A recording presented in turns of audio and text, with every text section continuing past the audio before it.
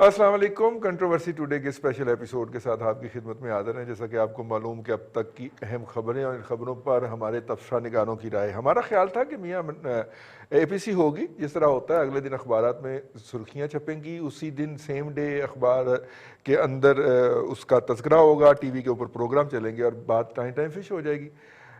लेकिन वो क्या है कि हुकूमत इस इशू को मरना ही नहीं दे रही। हुकूमत के वज़रा जो हैं वो जैसे वो परियां कतार अंदर कतार होती हैं, यहाँ पे जो है वो वज़रा कतार अंदर कतार जो है वो बैठते हैं बेचारे दोपहर 3 बजे, 2 बजे, 2:30 बजे, और उसके बाद वो मातम करते हैं शाम 5 बजे तक, 6 बजे तक, और बारी बारी बेचारे आते हैं। तो इस पे हमने कहा कि मुस्लिम लीग से पूछा जाए, मुस्लिम लीग नवाज से, कि उनके कायद ने ऐसी क्या बात कर दी कि जनाब वो इतना ज़्यादा मसला हो गया।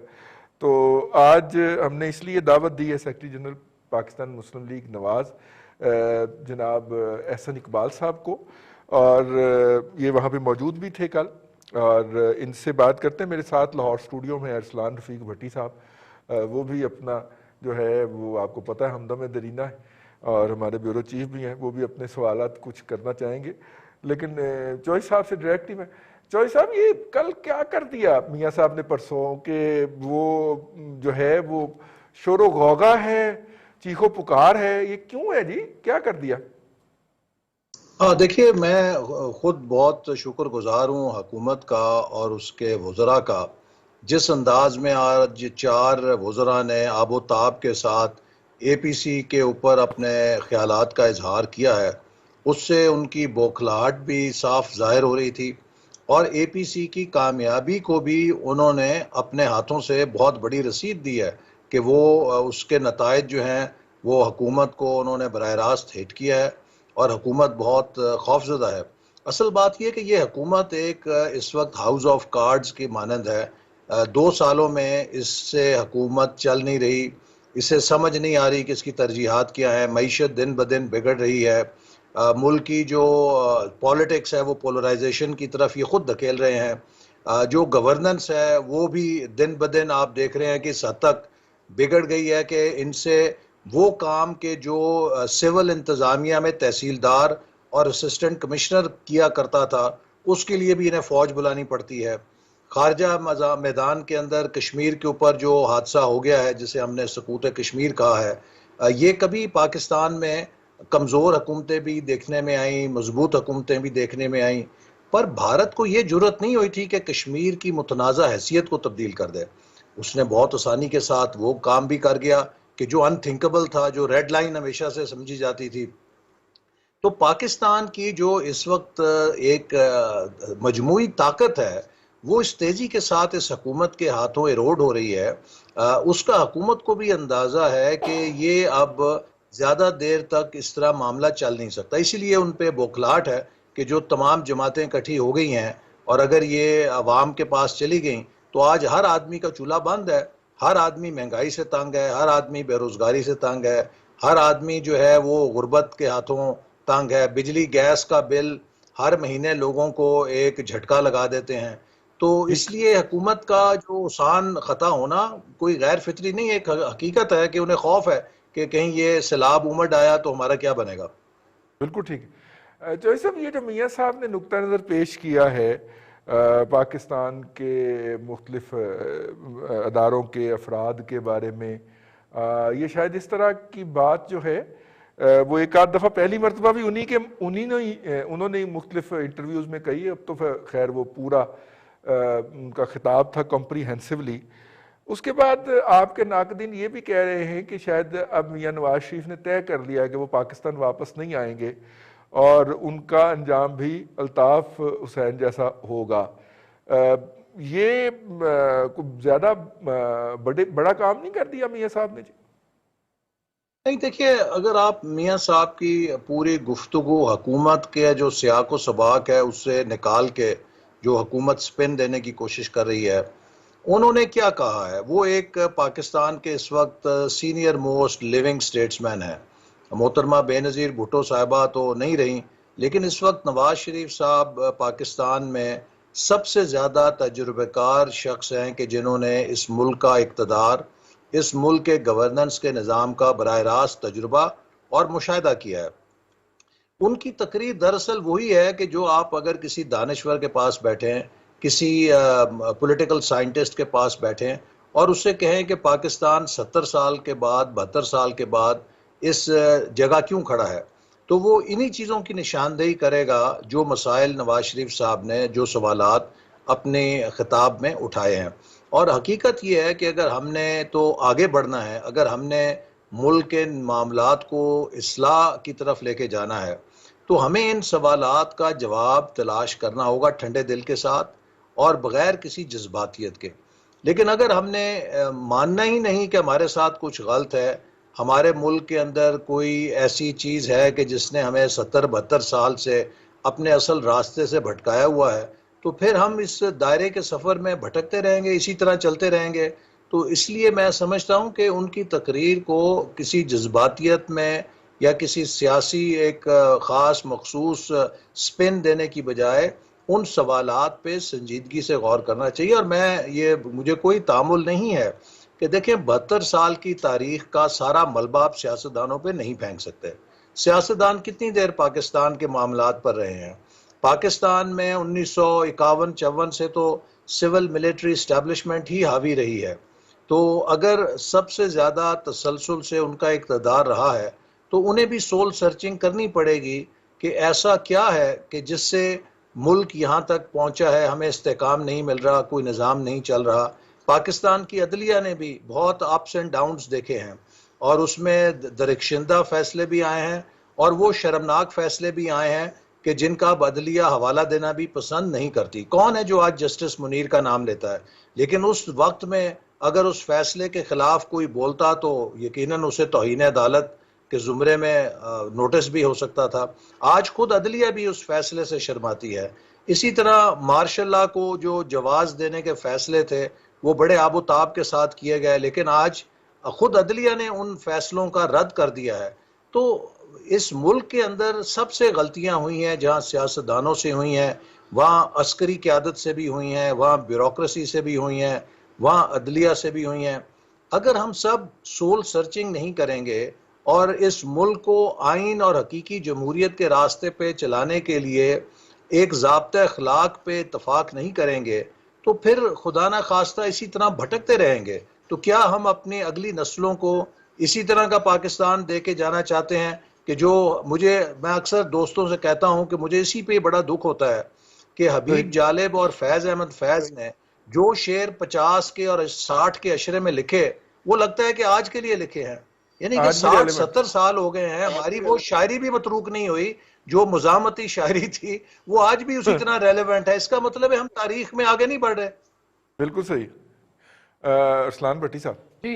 अच्छा एहसन साहब, ये बताइएगा कि हुकूमत ये बार बार इल्ज़ाम लगाती है जी कि जो ये अपोजिशन की बेशतर जमातें हैं वो डिक्टेटर की गोद में बैठकर जो हैं वो सामने आई हैं, तो उस पर क्या वो कहेंगे कि जी डिक्टेटर को बार बार वो ले आते हैं नाम और वो कहते हैं जी कि उनकी वजह से जो है ना हमें हुकूमत नहीं करने दी जा रही, अभी 2.25 साल हो गए हैं, अब हम टेक ऑफ करने की पोजीशन में आते हैं तो कोई ना कोई इस तरह की एजिटेशन शुरू कर देते हैं कि जिसका कोई जवाब नहीं है।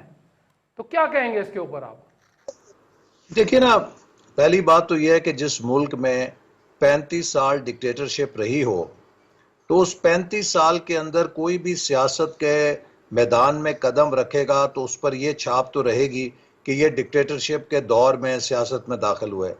लेकिन चाहे वो जुल्फ़िकार अली भुट्टो हों कि जिन्होंने अयूब खान के दौर से सियासत शुरू की, या वो नवाज शरीफ साहब हों जिन्होंने ज़िया-उल हक साहब के दौर से सियासत शुरू की, पाकिस्तान के हर कौमी लीडर ने बिल आखिर अपने इर्तका से ये बात समझी कि अगर पॉलिटिक्स है तो वो अवाम की पॉलिटिक्स है और मुझे अवाम के हकूक़ की तर्जुमानी करनी है।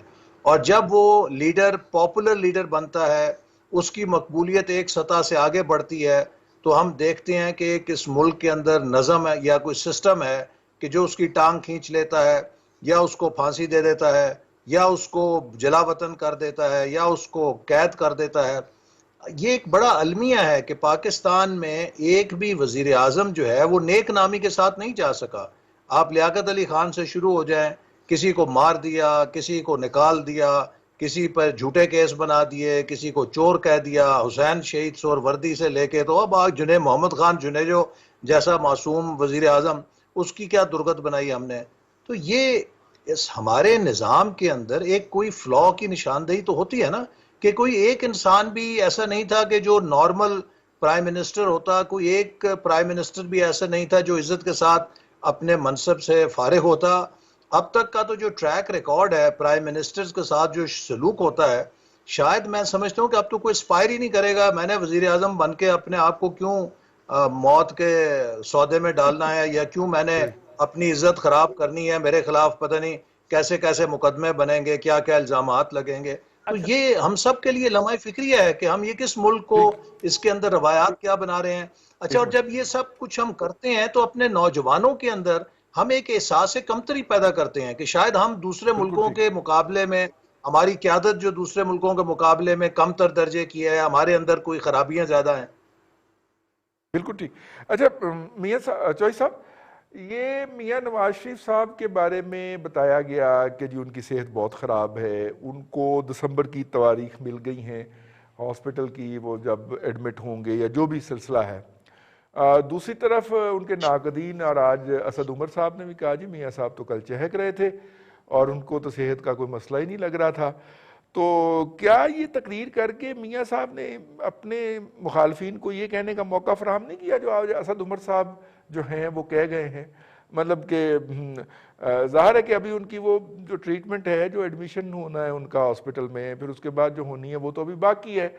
तो उससे पहले उन्होंने ये तकरीर कर दी, तो उनके अपने भी तो मसाइल ख़राब होंगे। अदालतों में उनके मामलात हैं, अदालतों ने उनको बेल पे बाहर जो भेजा हुआ है वो तो कहेंगे कि जनाब आप जो हैं वो हमारे जो डिसीजन है आपको प्रो क्लेम ऑफेंडर डिक्लेयर करने वाले वो तो साबित हो गए कि हम सही कह रहे हैं।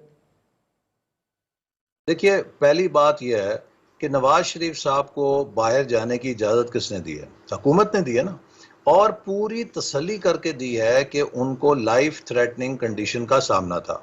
और आज भी जो वजीर सेहत हैं पंजाब की, उन्होंने ये बात रिकॉर्ड पे कही है कि उनकी रिपोर्टें असली थीं, कोई जालसाजी नहीं थी, और लिहाजा उनको बाहर जाने की इजाज़त दी गई। अब इसके अंदर दो चीज़ें हैं, देखिए ना, एक तो यह है कि उनकी तबीयत को स्टेबलाइज किया गया, अल्लाह ताला ने उन्हें सेहत दी।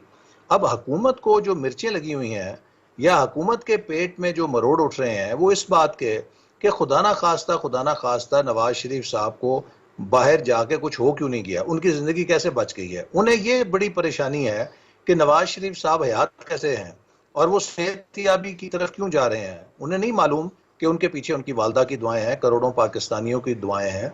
तो लिहाजा एक बात तो यह है कि वो उनकी सेहत स्टेबलाइज होगी। अब दूसरी चीज़ ये है कि जो उनके तबीयत या सेहत के हवाले से ऑपरेशंस दरकार हैं, वहाँ पे हॉस्पिटल्स बंद हैं, जैसे हमारे यहाँ कोविड में बंद थे।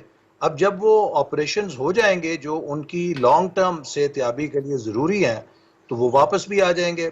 अब इस चीज़ को एक इशू बना देना कि जी चूंकि उनको ड्रिप नहीं लगी हुई, चूंकि वो स्ट्रेचर पे नहीं पड़े हैं, चूंकि वो आईसीयू के अंदर नहीं है, लिहाजा वो बीमार नहीं है, मैं समझता हूँ कि ये गैर मुनासिब एनालॉजी है। अभी हमारे मोहतरम सियासतदान हासिल बजिंजो साहब, जो कि एक साल से बहुत कैंसर के मोहलिक मर्ज के अंदर थे, ज़रूरी तो नहीं है कि वो एक साल आईसीयू के अंदर रहे हों। चंद दिन पहले तक वो अपने पार्टी की मीटिंग्स कर रहे थे। अगर आप बज़ाहिर किसी शख्स को ना पता होता कि ये शख्स कैंसर की आखिरी स्टेज में है, तो वो कहता जी ये तो अच्छा भला बैठा है, आप कहते हैं बीमार है। इसी तरह दूसरे आर्जों में भी आप बज़ाहिर चल फिर सकते हैं, लेकिन वो संगीन आर्जे होते हैं जो आपके लिए मोहलक भी हो सकते हैं और आप उनको इलाज कराना ज़रूरी होता है। इनका असल में मसला ये है कि ये चाहते हैं कि नॉन इश्यूज़ को इशू बना दिया जाए। अब नवाज शरीफ साहब गए हैं, आपने खुद भेजा है, आपका फ़र्ज़ है आप कहें जी हम उनकी सेहत के लिए दुआ गो हैं, अल्लाह करे कि जल्द उनके डॉक्टर्स मुतमईन होकर कहें कि ये ठीक हो गए हैं, वापस आएंगे तो बिस्मिल्लाह। लेकिन आप जवाब दें अपनी कारकर्दगी पे। आप ये बताएं कि जी हमने 1 करोड़ में से तकरीबन 50 लाख नौकरियां दे दी हैं और बाकी 50 लाख हम अगले 2 सालों में दे देंगे। आप ये कहें कि जी हमने 50 लाख में से 10 लाख घर बना दिए हैं, बाकी 40 लाख घर बनाने का ये शेड्यूल है। आप बताएं कि जी हमने बिजली गैस सस्ती करनी थी, हमने 2 सालों में 10%, 20% बिजली और गैस के लोगों का बोझ बिलों का कम कर दिया है। आप ये बताएं कि जी हमने इन 2 सालों के अंदर पाकिस्तान की मईशत की शरह तरक्की जो है, हमें 5.5, 5.8 पे मिली थी, देखिए हम उसे 6 पर ले आए हैं, हम 6.5 पर ले आए हैं। आपके पास जब कुछ दिखाने के लिए नहीं है और हर इशारिया नीचे जा रहा है, लोग गुर्बत महंगाई के हाथों तंग हो गए हैं, मजदूर तंग है, किसान तंग है, ताजिर तंग है, किसान सनतकार तंग है, तालिब इल्म तंग है, फीसें आप बढ़ा रहे हैं यूनिवर्सिटियों की, तो फिर आपको तो यही है ना कि कोई नॉन इश्यूज को इशू बनाएं, उसकी तरफ बहस मोड़ दें, टॉक शोज पे शाम को बजाय इनकी कारकर्दगी पे बातचीत हो। वो नवाज शरीफ साहब जी अच्छे भले हैं जी, क्यों नहीं आ रहे वापस, उसके ऊपर आप पूरी पूरी शामें जाया कर दें। ठीक। जी एहसन साहब, ये बताइएगा कि आपने एपीसी के अंदर एक शिक थी जो इलामिया जारी हुआ जी कि अक्टूबर में आप आहिस्ता आहिस्ता गेयर अप करेंगे चीज़ें और उसके बाद वो जो है इस्लामाबाद की जानिब लॉन्ग मार्च भी होगा। मेरे इसमें दो सवाल ये हैं कि मार्च के अंदर जो आपका मार्च है वो नहीं, जो आने वाला मार्च है उसमें सेनेट के इंतखाबात भी हैं। एक बात तो वो है, कहीं उसमें जाहिर है पीटीआई की अक्सरियत का भी चांस बन रहा है, वो पता नहीं क्या बनता है। दूसरी बात यह है कि क्या आप समझते हैं कि आपको इस्लामाबाद जाने की इजाज़त हुकूमत देगी कभी भी या नहीं देगी? देखिए, ये खुद हुकूमत का बड़ा इम्तिहान है कि ये जब लॉन्ग मार्च के लिए आए थे, इनके रास्ते में तो कोई रुकावट नहीं खड़ी की गई थी और इनको मनपसंद जगह भी मिल गई थी डी चौक की। तो इनका तो यही एक बेंचमार्क है ना, अपोजिशन अगर एहतजाज करना चाहे तो ये उसका जमहूरी हक है। तो अगर हम भी एहतजाज के लिए आएंगे और पुरअमन एहतजाज होगा, उसमें कोई वायलेंस नहीं होगा, तो उसी तरह जिस तरह इनको इजाज़त मिली थी एहतजाज की, इनका भी फर्ज है। इमरान खान तो कहते थे मैं कंटेनर भी लगा के दूंगा और मैं रोटी पानी का भी बंदोबस्त करूंगा अगर कोई मेरी हुकूमत के खिलाफ आएगा। तो अब जनवरी में पता लग जाएगा कैसी मेजबानी करते हैं ये। अब आपको सेनेट 2 साल में, इंतखाबात आपको 2 साल में पता नहीं चल गया सर? आप फिर भी इस तरह की बातें करते हैं। नहीं, दूसरा एहसन साहब वो आपने जवाब नहीं दिया। सेनेट के इंतखाबात जो हैं वो आ रहे हैं मार्च में, आपके मार्च के बाद जो मार्च जी आएगा, वो उससे तो पहले ज़ाहिर है जनवरी अभी भी है, फरवरी भी मार्च, है।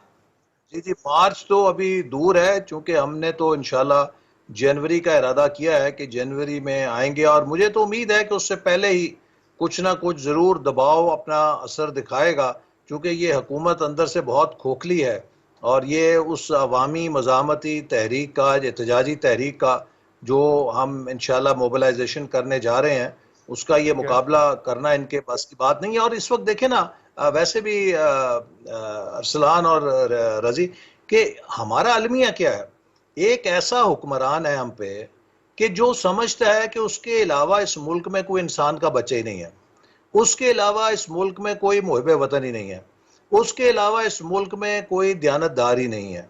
यानी कि एक इमरान खान जो है वो किंग कॉन्ग है, उसने इस मुल्क को चलाना है, उसने इस मुल्क को ठीक करना है। एक ऐसा शख्स जिसने ज़िंदगी में कभी यूनियन काउंसिल भी नहीं चलाई थी इस दफ्तर में आने से पहले, अब वो समझता है कि he is all purpose cure, कि हर मसले का हल वो एक अकेला कर सकता है।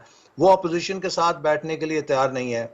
ऑपोजिशन के साथ जब भारत ने हमारी सरहदी सरहदों की खिलाफ वर्जी की, तो ब्रीफिंग के लिए आर्मी चीफ को तनहा आना पड़ा और वजीर आजम ने उनके साथ पार्लियामेंट में अपोजिशन के साथ बैठने से इनकार कर दिया। अब इसी तरह कश्मीर का मसला हुआ है, उन्होंने अपोजिशन के साथ बैठने से इनकार कर दिया है। इसी तरह दूसरे कौमी मसाइल आते हैं, वो किसी मसले पे अपोजिशन के साथ बैठने के लिए तैयार नहीं है। तो एक बंदा जो खुद को शहनशाह समझे और खुद को समझे कि मैं एक कोई आला तर मखलूक हूं, मैं किसी के साथ बैठ नहीं सकता, तो जमहूरियत तो एक वर्किंग अरेंजमेंट है। जैसे एक गाड़ी के दो पहिए हैं, एक हुकूमत है और एक अपोजिशन है। अगर आप इन दोनों को मरबूत नहीं करेंगे तो कोई निज़ाम चल नहीं सकता। नतीजा क्या है कि वजीर आजम की इस हट दर्मी का सारा बोझ हमारे कौमी इदारों को उठाना पड़ रहा है। उनको सही। बार बार इंटरजेक्ट करना पड़ता है, उनको बार बार आके कोऑर्डिनेशन करनी पड़ती है, जिससे उनकी हैसियत भी मुतनाज़ा हो रही है बिला वजह। सही।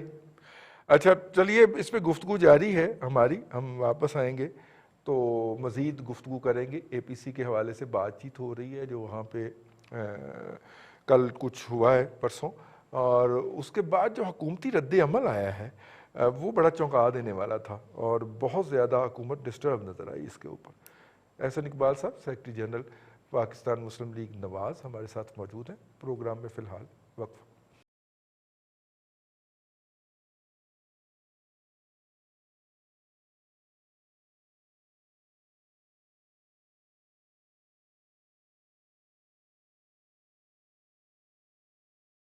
Welcome back. कंट्रोवर्सी टुडे के स्पेशल एपिसोड में आपको खुश आमदीद कहते हैं। और आज हमारे साथ मौजूद हैं secretary general Pakistan Muslim league नून जनाब प्रोफेसर डॉक्टर चौधरी एहसन इकबाल साहब। चौधरी साहब जो हैं वो अपनी पार्टी के मेन थंब हैं जी, और आज इन्होंने हमें वक्त दिया है जी। चौधरी साहब, APC के अंदर जब मियाँ साहब ने जिक्र किया बलूचिस्तान की हुकूमत का, तो ज़ाहिर है कि उसमें जिनका उन्होंने नाम लिया पिज़्ज़ा वाले, तो वाहद तो वो नहीं थे, और जरदारी साहब भी उनको कंधा प्रोवाइड कर रहे थे, और जरदारी साहब ने सेनेट के इलेक्शन में भी उनको कंधा प्रोवाइड किया। तो मियाँ साहब जरदारी साहब को अवॉइड कर गए, जो उनके साथ बैठे हुए थे उनको भी तो कहते कि भैया देखो आपने भी तो हमारे साथ हैंड किया था, लेकिन दूसरी तरफ उन्होंने फायरिंग जारी रखी। तो ये जो मियाँ साहब ने इल्ज़ाम लगाया है सर अपने हलफ से रूगर्दानी करने का, ये तो सीधी सीधी कैपिटल पनिशमेंट है सर। देखिए ना, जो जमहूरियत है वो जैसे किसी ने बेहतरीन वो कहा था, गालिबन मोहतरमा बेनज़ीर भुट्टो ने या किसने कहा था कि जमहूरियत ही बेहतरीन इंतकाम है।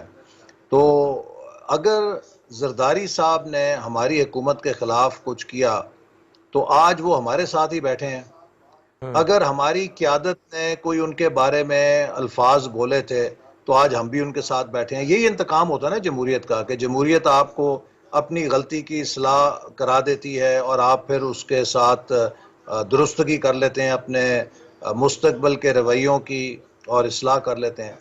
सवाल ये है कि जो कुछ हुआ पाकिस्तान में 2018 के इलेक्शन के हवाले से, ये नवाज शरीफ साहब ने तो पहली दफ़ा नहीं कहा। ये बात तो वो है कि जो इस वक्त दुनिया के तमाम जो लीडिंग मीडिया था, जो पाकिस्तान के माहिरीन थे, वो सब लिखते थे। इलेक्शन से पहले ये फैसला लिख दिया गया था कि मुस्लिम लीग नून को नहीं आने दिया जाएगा। और आपने देखा कि जिस दर्जे में जो मुकदमे बनाए गए और किस तरीके से नवाज शरीफ साहब को पनामा का मुकदमा बनाया गया और निकाला किस बात में, इकामा में। कभी ये दुनिया में हुआ है कि एक शख्स उस चीज की सजा पाए जिसके लिए वो चार्ज ही नहीं हुआ?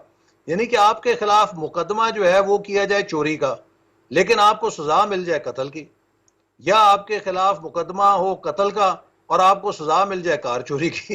यानी कि इस तरह की हमारे यहाँ जो मिसालें कायम हुई हैं, ये दुनिया तो देख रही है ना, हम माने या ना माने, दुनिया में हमारी जो कौमी हैसियत है वो मुतासर होती है। इस तरह के जो नाटक हम करते हैं अपने मुल्क के अंदर, मुझे बताइए कितने करोड़ों रुपए लगाए गए कन्वेंशन लीग को बनाने में? आखिर पाकिस्तान के बजट से लगे ना। सरकारी सरपरस्ती में कन्वेंशन लीग खड़ी की गई, क्या कुछ नहीं किया गया। आज उस कन्वेंशन लीग का कोई नाम लेवा भी है पाकिस्तान के अंदर? इसी तरह जनरल मुशर्रफ ने किस तरीके से काफ लीग को बनाया। मरहूम जनरल एहतशाम ज़मीर साहब तो अपने इंटरव्यूज में वो सारी बातें कह गए। अब अगर कोई उस बात को कहे तो वो गद्दारी तो नहीं है ना, वो तो खुद जिन लोगों ने अपने हाथों से किया था उन लोगों ने खुद उस बात का इतराफ किया है कि काफ लीग कैसे बनाई गई, कितने करोड़ों अरबों रुपए उस प्रोजेक्ट के ऊपर लगाए गए। आज काफ लीग किधर गई है?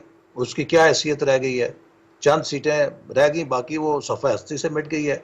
अब ये वो चीज़ें हैं जो हमारी कौमी तारीख का बदकिस्मती से हिस्सा हैं, और अगर हम इनसे सबक नहीं सीखेंगे, अगर हम इन चीज़ों को दुरुस्त नहीं करेंगे, क्या ये बात हकीकत नहीं है कि 2007 में जनरल मुशर्रफ की पॉलिसियों की वजह से फौज इस तरह ब्रैकेट हो गई थी काफ लीग के साथ कि फौज को ये हुक्म निकालना पड़ा कि हमारे अफसर शहरों में स्टाफ गाड़ियां लेकर और वर्दियों में ना जाएं, और फिर आके जनरल कियानी ने उन सारी चीज़ों को रिवर्स किया और फिर फौज की आहिस्ता आहिस्ता प्रोफेशनल इमेज जो है बहाल हुआ।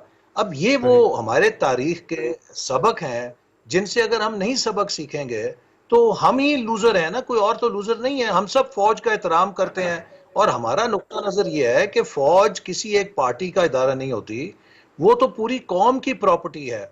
फौज के ऊपर मुस्लिम लीग नून, peoples party, PTI, Jamaat Islami, JUIF, जो भी MQM पार्टियां हैं, ANP है, सबको उतना ही मान होना चाहिए जितना किसी और जमात को है। लेकिन अगर हम उसे इन चीजों में घसीटेंगे तो इससे फौज का अपने इदारे का तशख्खुस खराब होता है।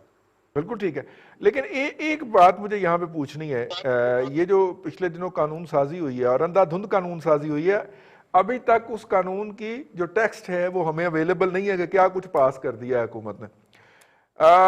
उसमें अपोजिशन का ये कहना है कि उसके वोट चोरी हुए, यानी मिसकाउंटिंग की है।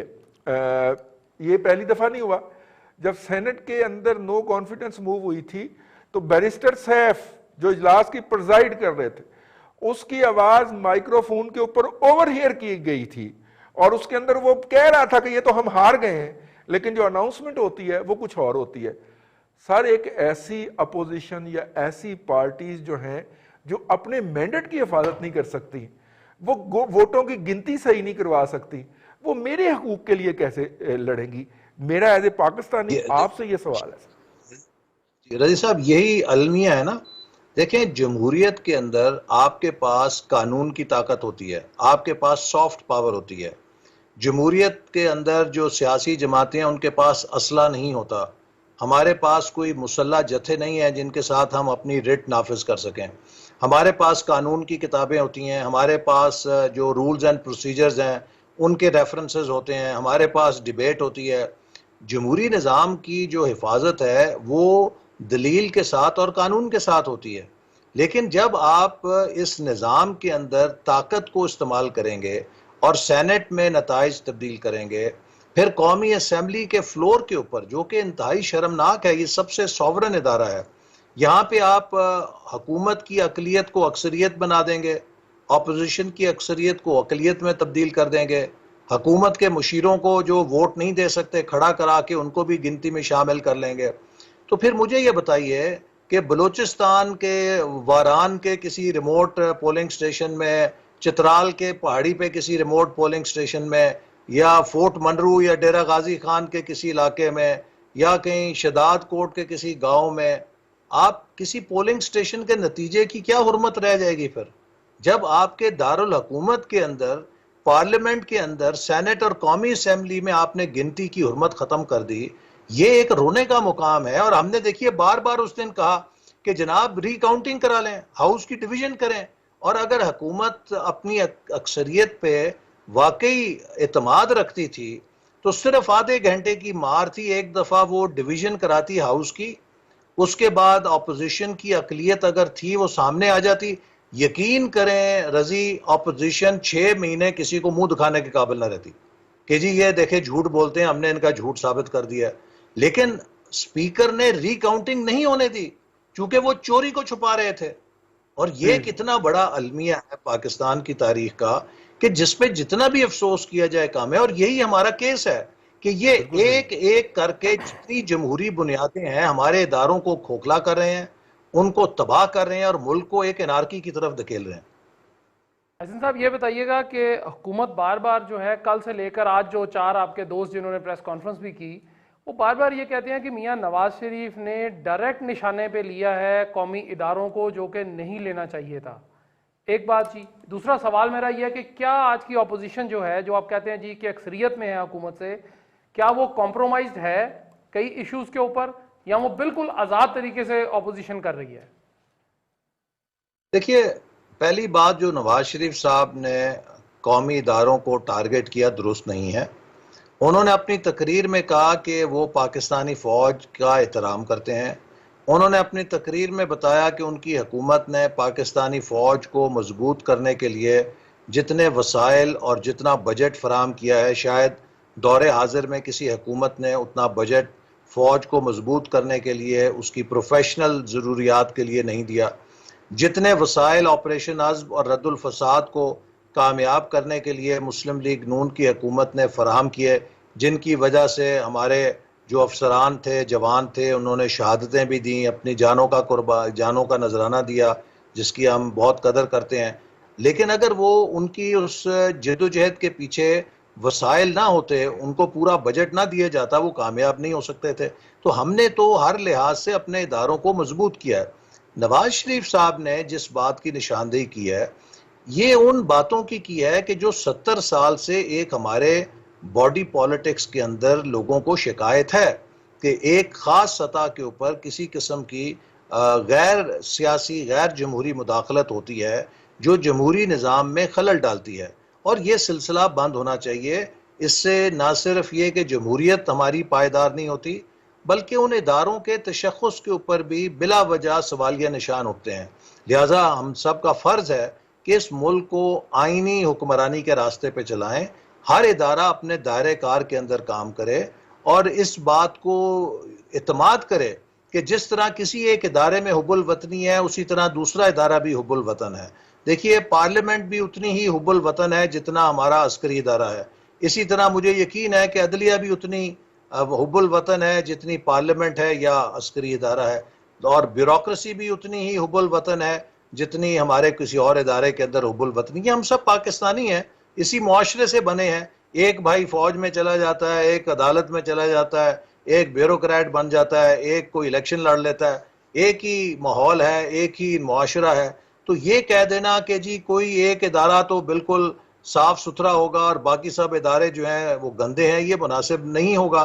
तो हम बिल्कुल सब ठीक है। ने एक दूसरे के साथ आइन के रिश्ते में जुड़कर अपने अपने दायरे कार में काम करना है, और इसी से पाकिस्तान में इस्तेकाम आ सकता है, इसी से मुल्क में हम आहंगी आ सकती है। और अगर इस्तेकाम और हम आहंगी नहीं होगा तो आप दुनिया के बेहतरीन नोबल इनाम वाले माहिरीन मईशत ले आए, वो फेल हो जाएंगे। मईशत जो है अमन, इस्तेकाम, हम आहंगी के बगैर नहीं चलती। तो ठीक, हम माहिर मंशियात ले आए हैं सर, और देखें हमने अभी भांग की इजाज़त भी दे दी है, तो आप इसलिए बेफिक्र रहे। सर मुझे एक बात समझ नहीं आई, आपने भी इदारों को मजबूत करने की बात की।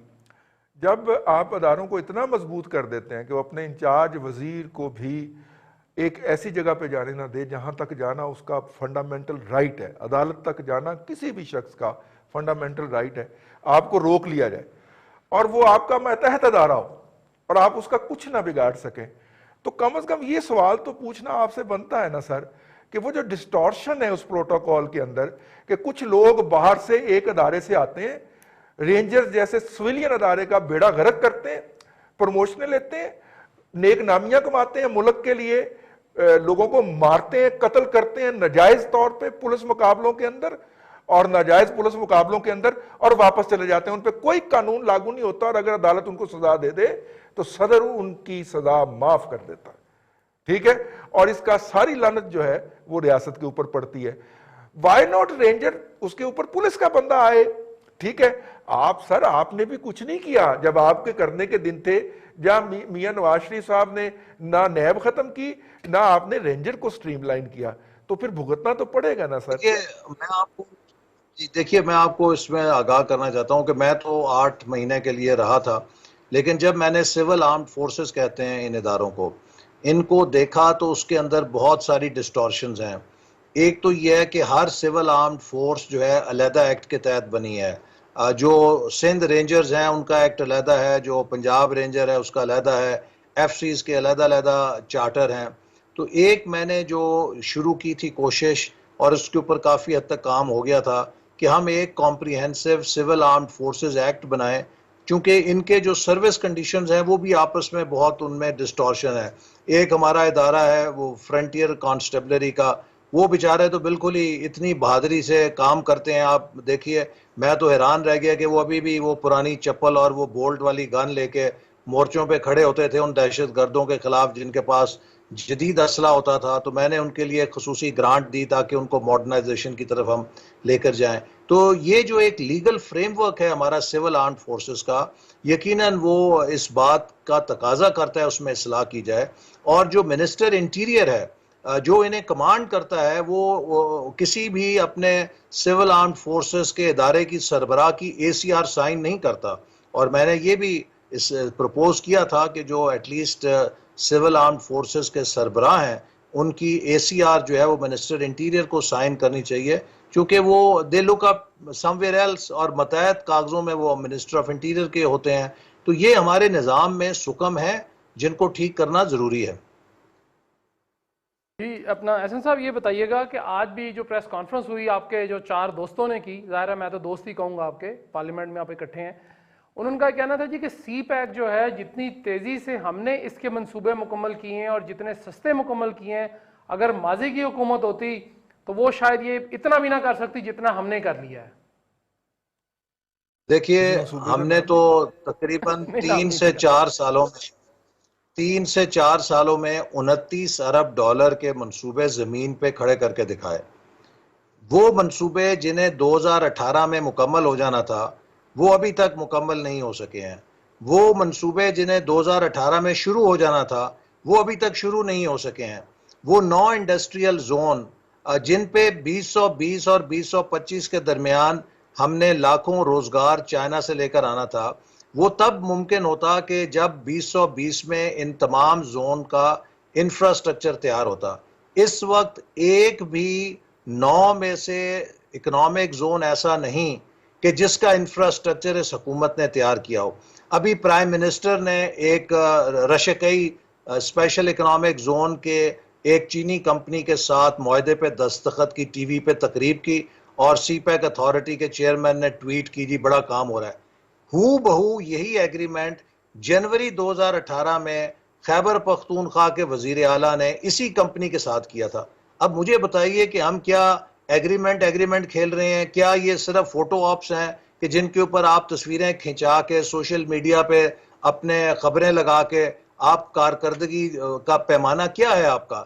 अब ML1 जो कहते हैं सबसे बड़ा मंसूबा सीपैक का, इसे 2018 में शुरू होना चाहिए था, अभी तक नहीं हो सका। अब इसकी मालियत जो है तकरीबन 7 अरब डॉलर है, जिससे आप अंदाजा कीजिए कि 1000 नहीं अरब सर, से उन्होंने कितना 9 ज्यादा करोड़ होगा। 20 अरब डॉलर में सर पीटीआई की हुकूमत ने 9 अरब 20 करोड़ डॉलर में अप्रूव किया है सर, फाइनलाइज किया है।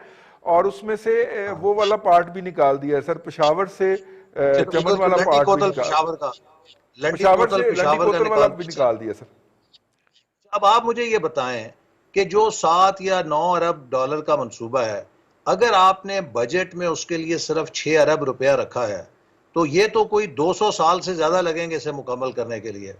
इसी तरह द्यामीर भाषा डैम है, हुकूमत ने 2 साल पुराना जो हमारे दौर का PC1 मंजूर हुआ था, उसमें 480 अरब रुपए की लागत थी। अब 2 साल बाद उसी PC1 पे उसको शुरू कर दिया, हालांकि उसकी रिवीजन होनी चाहिए थी, क्योंकि 2 साल में कीमतें यकसर तब्दील हो गई हैं। अब अगर हुकूमत के तखमीने भी मान लिए जाएं, तो उसके मुताबिक सालाना 28 अरब रुपया बजट में होना चाहिए था। उस 28 अरब के अगेंस्ट सिर्फ 16 अरब दिखाया गया है बजट में, 12 अरब का शॉर्टफॉल है। उससे भी आपके जेब में पैसा नहीं है, आपने डेवलपमेंट बजट 50% काट दिया है। आप किसको धोखा दे रहे हैं?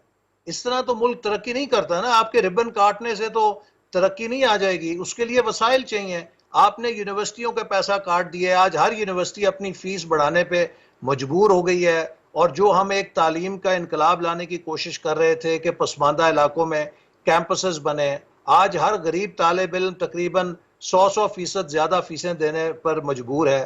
तो आपके पास पैसा है नहीं, ना आप तालीम को दे रहे हैं, ना सेहत को दे रहे हैं, ना जारी मंसूबों को दे रहे हैं।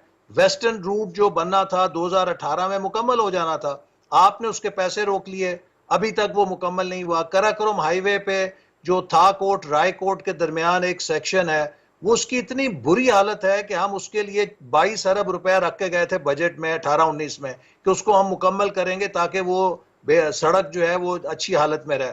वो आपने उठा के MNS के दरमियान तकसीम कर दिया। आज अगर आप जाएं तो हवेलियां से थाकोट तक बेहतरीन सड़क है, कारपोरेट सड़क है, और आगे रायकोट से खुंजराब तक बेहतरीन सड़क है।